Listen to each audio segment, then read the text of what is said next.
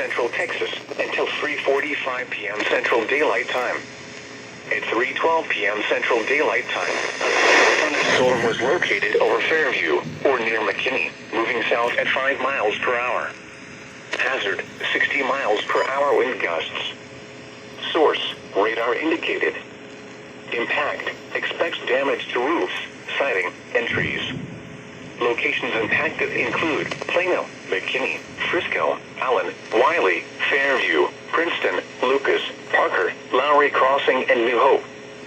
For your protection, get inside a sturdy structure and stay away from windows. Heavy rainfall is occurring with this storm and may lead to flash flooding. Do not drive your vehicle through flooded roadways.